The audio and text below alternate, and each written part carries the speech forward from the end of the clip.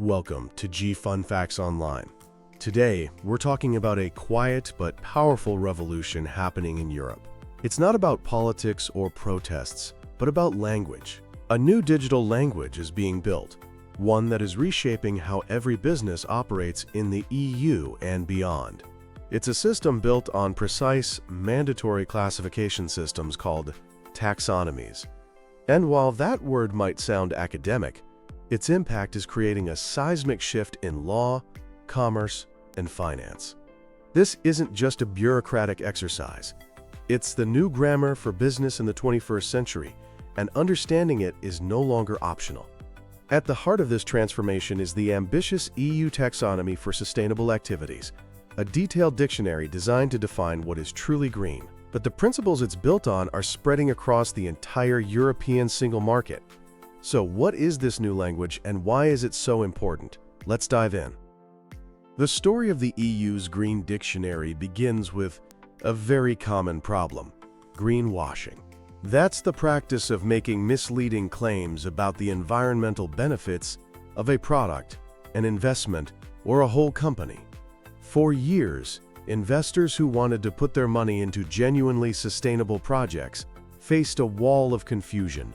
One company's eco-friendly was another's business as usual. There was no common, science-based definition to separate real environmental action from clever marketing. This ambiguity wasn't just confusing. It was actively hindering the flow of trillions of euros needed to meet the EU's ambitious climate goals, like achieving climate neutrality by 2050. To solve this, the EU introduced the taxonomy regulation in July 2020. Its goal was to create a single unified classification system, a common language, for what qualifies as an environmentally sustainable economic activity. It's a rulebook designed to bring clarity, transparency, and accountability to the world of sustainable finance. For any business activity to be officially labeled as taxonomy-aligned, it must pass 4 strict tests. First, it must make a substantial contribution to at least one of 6 defined environmental objectives. These are climate change mitigation, climate change adaptation, the sustainable use of water and marine resources, the transition to a circular economy, pollution prevention and control, and finally, the protection and restoration of biodiversity and ecosystems. So, an activity like manufacturing wind turbines would clearly contribute to climate change mitigation. That's the first hurdle cleared. But it doesn't end there. The second condition is what's known as Do No Significant Harm, or DNSH. This principle ensures a holistic view of sustainability. The activity that makes a substantial contribution to one objective cannot, at the same time, cause significant harm to any of the other 5. For example, if that wind turbine factory was polluting a local river, it would fail the DNSH test. It's a check against solving one environmental problem while creating another. Third, the activity must meet minimum social safeguards.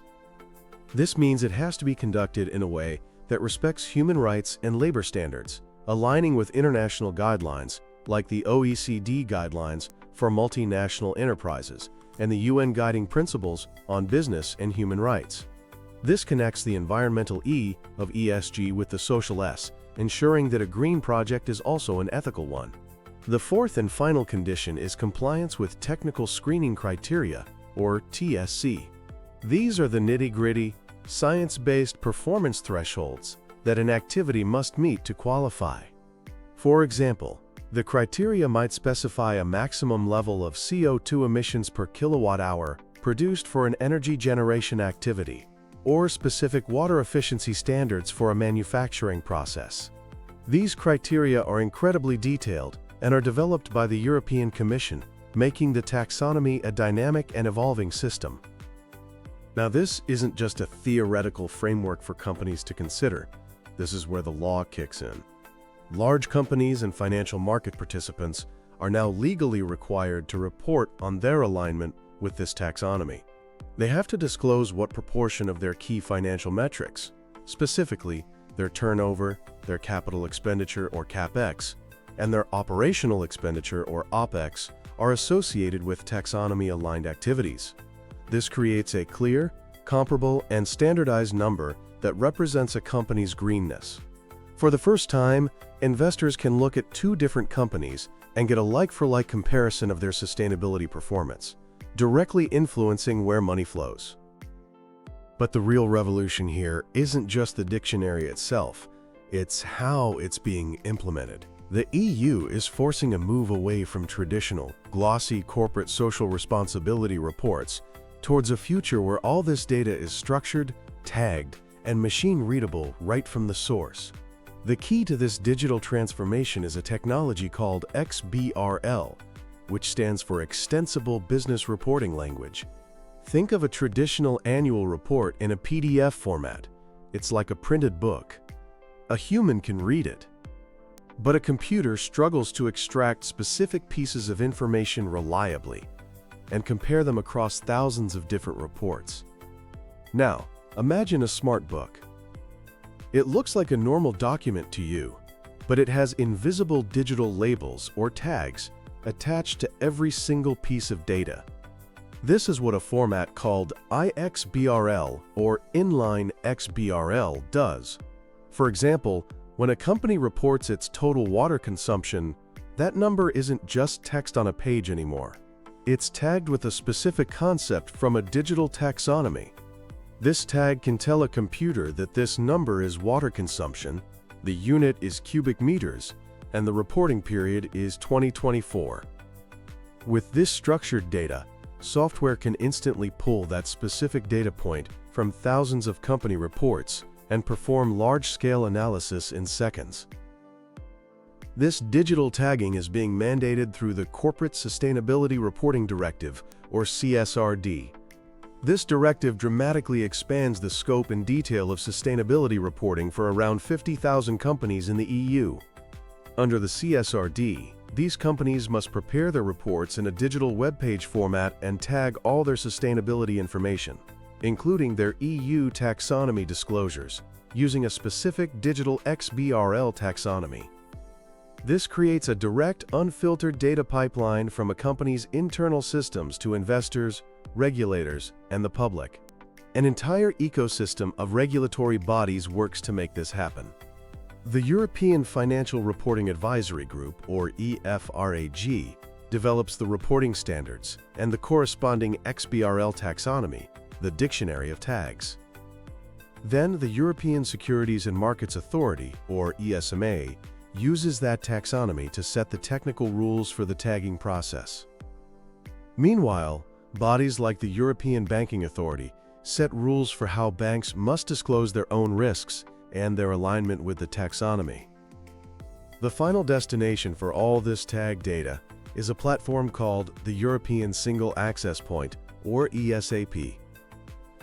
The goal is to create a single, centralized database of all public financial and sustainability information for EU companies, making it freely available to everyone. This is a fundamental shift towards radical transparency, powered by machine-readable data. While the initial focus of the EU taxonomy is on green finance, its effects are already rippling out and reshaping the entire commercial landscape. One of the most significant impacts is on supply chains. A large company's taxonomy alignment score isn't just about its own operations. It's heavily dependent on the performance of its suppliers. For example, a construction company wanting to build a taxonomy-aligned green building needs to prove it's using materials that meet the technical screening criteria. That means it needs its suppliers to provide low-carbon cement, energy-efficient insulation, or renewable heating systems, along with the data to prove it. This creates a powerful cascade effect down the supply chain. Large companies, under pressure from investors to improve their own green scores, are now demanding detailed sustainability data from their suppliers, many of whom may be small or medium-sized enterprises. Suddenly, a supplier's green credentials are no longer a nice-to-have. They are a critical competitive differentiator and, increasingly, a prerequisite for doing business. This push is also coming from customers. A manufacturer of electric vehicles will be very keen to source its batteries from a supplier whose factory is taxonomy aligned, because this strengthens the green claims of the final car. This is forcing a complete recalibration of procurement, where sustainability data is becoming just as important as price and quality in B2B relationships. The influence extends to the public sector as well. Public procurement in the EU is a massive market, and it's governed by a system called the Common Procurement Vocabulary, or CPV codes, which standardizes how contracts are described. There is a strong push to align green public procurement criteria with the EU taxonomy. This means that a company that can demonstrate a high level of taxonomy alignment will have a significant advantage when bidding for lucrative government contracts. In some cases, it might even become a mandatory requirement. Of course, rolling out an agenda this ambitious is not without its challenges and controversies. For businesses, the biggest hurdle is complexity. The rules are intricate, and gathering the required data, especially to prove do no significant harm across all environmental objectives, can be an immense task. It requires detailed assessments and data points that many companies simply aren't equipped to handle yet, creating a significant reporting burden. The credibility of the taxonomy has also been tested by fierce political debates, most notably over the decision to include certain natural gas and nuclear power activities under a transitional label. Proponents argued that these energy sources were a necessary bridge for some countries to move away from highly polluting coal. But critics, including environmental groups and many investors, argued that this inclusion undermined the scientific basis of the taxonomy and was a classic case of greenwashing, risking the framework's reputation as a global gold standard. Enforcement is another key question. While the reporting rules are set at the EU level, the penalties for not complying are left to individual member states. The CSRD requires that penalties be effective, proportionate, and dissuasive, and can include fines based on a percentage of a company's turnover. However, this delegation creates a risk of uneven enforcement across the Union, where some countries might adopt weaker penalty regimes than others. But make no mistake, this taxonomy-driven approach is just the beginning. The EU is already exploring how to expand this model to other areas. The Platform on Sustainable Finance, an advisory body to the Commission, has already published a report on creating a social taxonomy. This would aim to define what constitutes a positive social investment, with objectives related to decent work, adequate living standards, and inclusive communities. There are also discussions about creating a brown or red taxonomy, which would explicitly identify activities that are significantly harmful to the environment. This would give investors even greater clarity, helping them not just to find green investments but also to divest from the most damaging ones. The logic of taxonomy also underpins the EU's wider data strategy, which aims to create common European data spaces for key sectors like health, mobility, and energy. The success of these data-sharing ecosystems depends on what's called semantic interoperability, the ability for different systems to exchange data and have it mean the same thing to everyone. Standardized taxonomies are the key to achieving this, acting as the shared dictionary that allows data to flow seamlessly. The EU isn't developing these systems in a vacuum. Other countries like China and the UK are creating their own taxonomies. Recognizing the risk of a fragmented global market, the EU is actively working with international partners to promote interoperability, for example, by developing a common ground taxonomy with China. For global companies, this means the EU's digitally integrated framework is increasingly setting the global benchmark, influencing reporting and investment practices far beyond Europe's borders. So what does this all mean? The era of vague corporate promises and glossy, narrative-based sustainability reports is over in Europe. In its place, a new reality of structured, verifiable, and machine-readable data is taking hold. Digital taxonomies are the language of this new reality. They are transforming legal obligations, reshaping supply chains, and creating a more transparent and accountable market. For businesses, investors, and professionals who learn to speak this new digital language fluently, the opportunities to lead and innovate will be immense. For those who don't, the risk of being left behind in this rapidly evolving landscape is just as significant. Thanks for listening to G Fun Facts Online.